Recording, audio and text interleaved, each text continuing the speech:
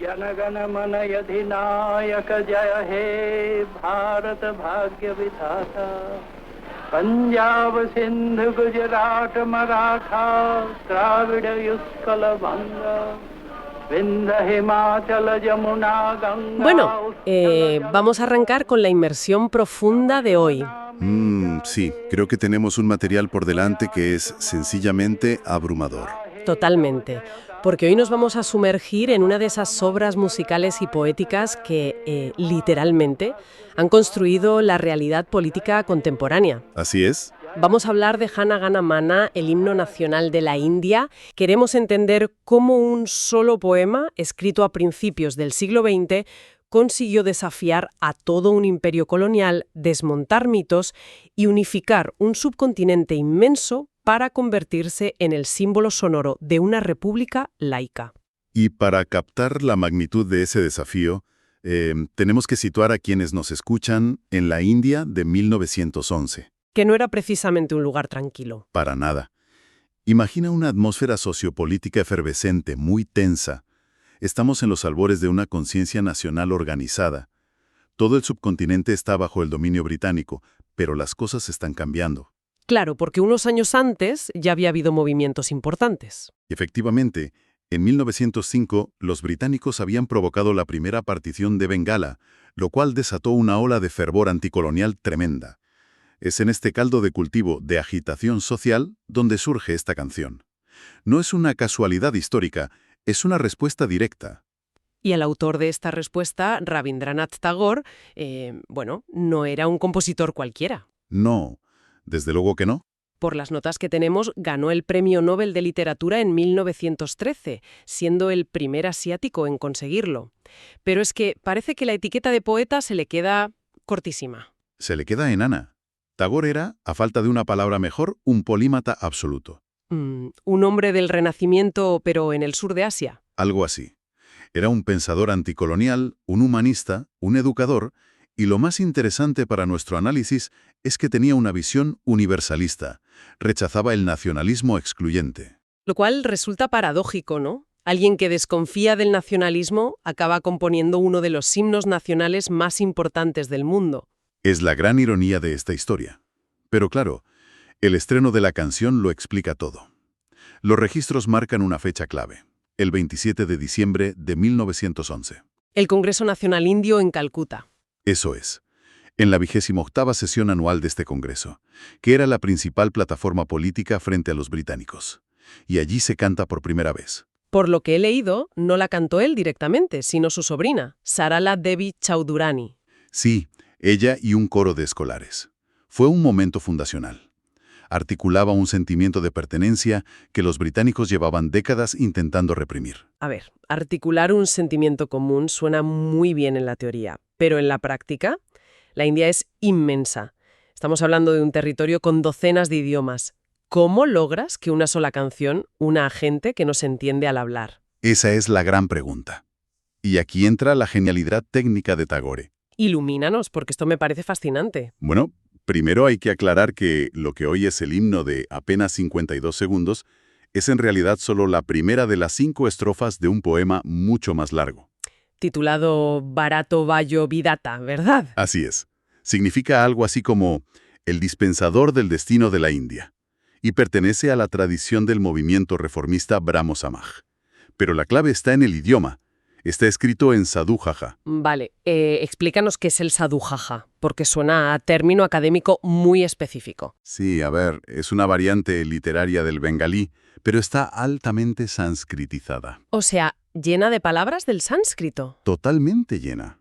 Para que nuestra audiencia lo visualice, el sánscrito funciona en el subcontinente indio de una forma parecida a como lo hace el latín en Europa. Es una raíz lingüística unificadora. Ah, claro, entiendo. Es como si hoy escribiéramos una canción usando raíces latinas tan puras que un italiano, un español y un francés pudieran entender la emoción del texto sin necesitar un diccionario. Una analogía perfecta.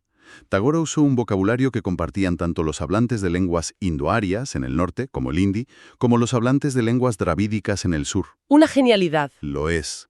Permitió que la letra resonara emocionalmente en todo el territorio. Es un puente idiomático brutal. Y ese puente no es solo lingüístico, sino también geográfico.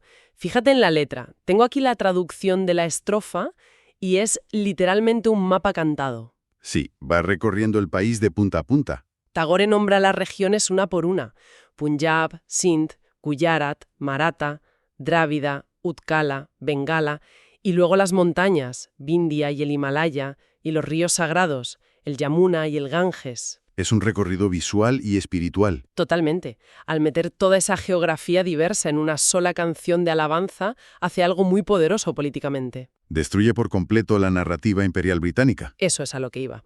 Los británicos justificaban su presencia diciendo que la India no era una nación. Claro, el argumento colonial clásico. Decían que era un puñado de reinos atrasados, fragmentados e incompatibles entre sí, y que si ellos se iban, aquello sería un caos. Divide y vencerás de manual. Sin duda.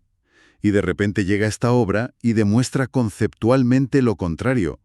Demuestra que hay un alma compartida, un hilo conductor que une toda esa diversidad. Pero claro, a las autoridades coloniales esto no les debió hacer mucha gracia. Y aquí llegamos a una de las anécdotas más jugosas que hemos encontrado en los recortes de prensa. El famoso mito del rey Jorge V. Un episodio de manipulación mediática histórica impresionante. Vamos a situarnos de nuevo en diciembre de 1911. Resulta que el rey británico Jorge V estaba de visita en la India. Y en esa misma sesión del Congreso se cantó otra canción, además de la de Tagore. Sí, una composición de Ram Hu Choudhary, que esa sí estaba escrita expresamente para alabar al rey extranjero. Y la prensa de la época, periódicos leales a la corona como The Englishman y The Statesman, publicaron crónicas al día siguiente confundiendo ambas canciones. O queriendo confundirlas, que esa es otra. Claro. Afirmaron que Rabindranath Tagore, gran intelectual indio, había escrito su himno para alabar al monarca británico. Imagina el daño reputacional que eso buscaba hacer al movimiento anticolonial. Decir que su figura más respetada le estaba haciendo reverencias musicales al rey opresor. Tagore tuvo que estar furioso. Y lo estuvo, y durante décadas. En las cartas que tenemos documentadas de 1937 y 1939, su indignación es palpable. Sí, tengo una de esas citas aquí. Escribe que sería de una, cito, estupidez sin límites pensar que el señor de los destinos de la India, al que le cantaba, pudiera ser el rey Jorge. O cualquier otro monarca occidental. Para Tagore, ese Bhagavad-gita, ese dispensador del destino, era la fuerza espiritual suprema y el espíritu eterno del pueblo indio. Es un ejemplo de libro de cómo las metrópolis coloniales intentan apropiarse de la cultura local y retorcerla para su beneficio. Efectivamente. Pero la historia puso las cosas en su sitio, y la canción fue adquiriendo una dimensión diplomática y revolucionaria que nadie esperaba. Damos un salto temporal importante aquí. Nos vamos a 1941, en plena Segunda Guerra Mundial. Aparece la figura de Subhas Chandra Bose y su Ejército Nacional Indio. Un enfoque totalmente distinto para lograr la independencia. Bose apostaba por la lucha armada y necesitaba un himno que unificara a sus tropas. Y encarga una traducción libre de la canción de Tagore. Al indostaní, que era una mezcla de hindi y urdu mucho más accesible para los soldados. La llamaron Shub Suk Chain. Pero lo que me parece alucinante es lo que pasó al año siguiente, el 11 de septiembre de 1942, el debut occidental de esta melodía. En Hamburgo, nada menos. En Hamburgo. La melodía original de Tagore fue interpretada de forma sinfónica por la Orquesta Sinfónica de la Radio de Hamburgo. A instancias de la Sociedad Germano-India. Es que, piénsalo, es la primera vez que la India se presenta ante el mundo occidental, fuera de la esfera británica, usando un símbolo soberano propio. Diplomacia pura a través de la música. Un Estado que aún no era independiente legalmente, ya estaba proyectando su identidad soberana en Europa mediante una sinfonía. Y finalmente, esa soberanía llega, la independencia. Y con ella, un debate fundamental en la Asamblea Constituyente India. Nos situamos en el 24 de enero de 1950. Un momento crítico para el nuevo país. El presidente de la Asamblea, el Dr. Rajendra Prasad, tiene que oficializar un himno nacional. Y la decisión no estaba para nada clara, porque Janakana Mana competía con otro peso pesado, Vande Mataram. Que era, sin lugar a dudas, el himno de protesta más popular. Era la canción que la gente cantaba en las calles durante la lucha por la independencia. Entonces, ¿por qué no eligieron Vande Mataram? Es una cuestión de supervivencia nacional y cohesión. Tras la brutalidad y la violencia religiosa de la partición entre India y Pakistán, La nueva república tenía que ser laica y plural. Claro, el Estado no podía permitirse alienar a ninguna comunidad. Y el problema de Vande Mataram, según las fuentes de la Asamblea, es que sus estrofas empleaban metáforas muy fuertes de deidades hindúes. Se refería a la nación utilizando la imagen de la diosa Durga, con sus 10 brazos. Eso excluía automáticamente a millones de musulmanes, cristianos, sikhs y otras minorías que formaban parte de esa nueva India. Totalmente. Un Estado laico no podía tener un himno nacional que apelara a la imaginería religiosa de una sola comunidad, por muy mayoritaria que fuera. Por eso Jana Gana Mana fue la elección perfecta. Así es. Su enfoque geográfico, basado en nombrar las regiones y abrazar la inmensa diversidad sin imponer una religión, se alineaba de manera brillante con la visión democrática e inclusiva del nuevo país. Es increíble. Hemos repasado desde los orígenes poéticos hasta los debates constituyentes. Y creo que todo esto nos deja una lección clarísima para quienes nos escuchan hoy. Sí, la relevancia de esta historia va mucho más allá del siglo XX. Nos demuestra que el arte, la poesía y el lenguaje no son meros adornos. Tienen un poder tangible. Tienen la capacidad de construir la realidad política. Una narrativa compartida, expresada en una canción, puede derrotar a un imperio, unificando la mente de las personas. Y eso me lleva a un último pensamiento que me gustaría dejar en el aire para nuestra audiencia. ¿Te escuchamos? Hemos visto cómo un solo poema compuesto hace más de un siglo fue capaz de trazar el mapa espiritual de un subcontinente y unificar a cientos de millones de personas a través de decenas de idiomas. Y me pregunto, observando nuestro presente hiperconectado, ¿qué artefactos culturales actuales, ya sea un algoritmo viral, un meme global o un himno pop, están trazando ahora mismo de manera silenciosa las fronteras geopolíticas y las identidades colectivas del próximo siglo? Y todo esto mientras nosotros simplemente tarareamos la melodía. Qué gran reflexión para cerrar. Somos Aníbal Delgado y Belladona Gil, del proyecto Buscar Ruidos. Hasta la próxima inmersión profunda.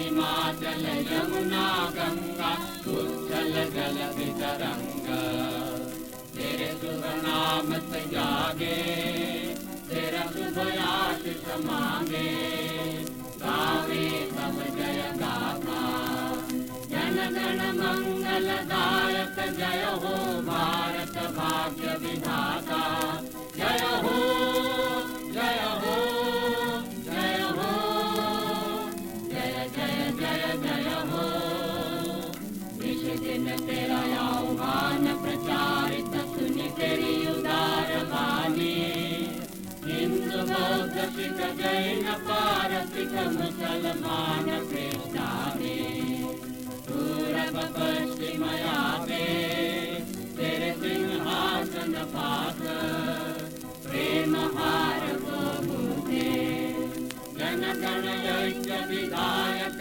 जय हो भारत भाग्य विधाता जय हो जय हो जय हो जय जय जय जय हो पतनय उदय बंधुर पंथ शिवलिंग धारित जात्री हे तिरकार विचरत राम मुखरित पथ दिन रात्रि दारुण विप्लव मध्ये तेरी शंकर ध्वनि होती संकट दुख हरणी जन गण पथ परिचायक जय हो भारत भाग्य विधाता जय हो जय हो जय हो जय जय जय जय हो रात्रि गई अब युदित सुयत विपूर्व जय गिरिभाल